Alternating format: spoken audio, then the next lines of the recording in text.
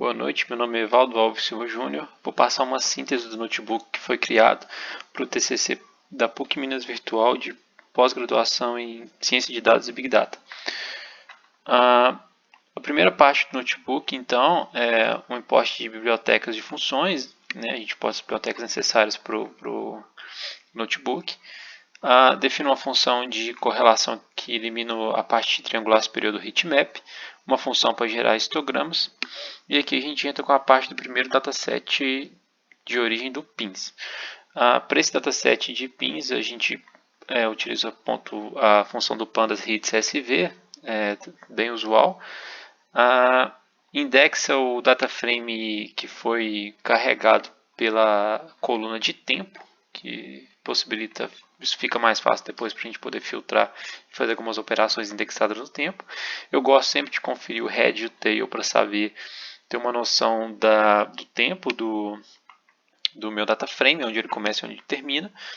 O shape, a gente vê os formatos, as quantidades, né, de coluna e linhas. Confiro os data types que vieram em numérico, então não precisa fazer nenhuma conversão.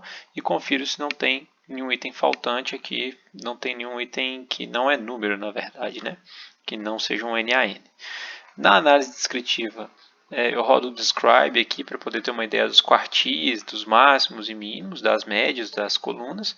E para uma visão mais amigável, utilizo a função de gerar histograma direto do DF para ter uma noção da distribuição dessas variáveis. Para testar a correlação com a vazão, que é a minha coluna-alvo, que eu gostaria de predizer, eu uso o heatmap, a função heatmap, mas sem a parte triangular superior, fica mais fácil de ver. E com vazão, nós temos uma correlação muito alta entre corrente e velocidade do motor e bomba. Para executar o modelo, então, eu separo vazão, que é o meu alvo, velocidade e corrente, que são minhas possíveis preditores. Tenho esse DFzinho, separo ele em x e y, né? O x para predizer e o y para ser minha variável dependente, o x para ser independente, né? As variáveis independentes da regressão. Divido isso na proporção 70% treino e 30% teste.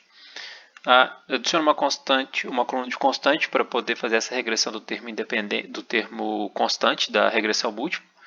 E através da Stats Models, né, do OLS, da biblioteca OLS, do método OLS da biblioteca Stats Models, a gente faz a regressão no reg.fit. E já dá uma olhada no resumo para ver como é que foram os resultados das coeficientes, variáveis, enfim, os coeficientes nós temos aqui. Entrando nas partes de métrica de treino e teste, a gente pega a base de teste agora para testar o modelo que a gente criou, os outros 30%, certo? Separa os valores em array do x de teste, porque a gente precisa disso para calcular. Calcula o y predito, né? Essa vazão predita em função dos 30% de teste. E eu trago aqui os erros de erro médio quadrático e erro médio absoluto. Na parte de treino, o erro médio absoluto ficou em torno de 8,06, na parte de teste, em torno de 7,99, muito parecidos. E também a mesma coisa para o erro médio quadrático.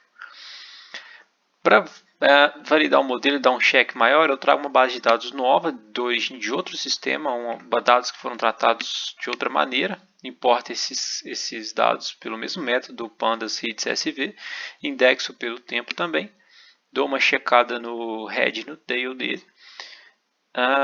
Verifico o shape e verifico os dtypes. Aqui eu tenho tipos objetos, que são tipo strings, não servem para conta. Então eu confiro também se não tem faltando e converto eles para numérico, nessas funçõezinhas aqui. Então, uma vez convertidos todos para numérico, eu confiro também se na conversão não gerou erro, aqui gerou. Eu dropo esses erros porque é quantidade ínfima em relação ao tamanho do DF, do data frame. Dropo eles e confiro de novo se deu certo, e aqui deu certinho. Então eu aplico o modelo na base de validação, pego essa base de validação e coloco os modelos da regressão, os parâmetros da regressão que foi criada. Dou um append aqui de uma coluna vazão calculada, formando esse DF val de validação. E aqui eu tenho os erros de validação, o erro médio quadrático e o erro médio absoluto. Também são erros muito bons. estão dentro dos 2% de percentual do range do instrumento. E aqui a gente tem o gráfico de tendência que visualmente a gente consegue ver que o modelo foi bem aderente.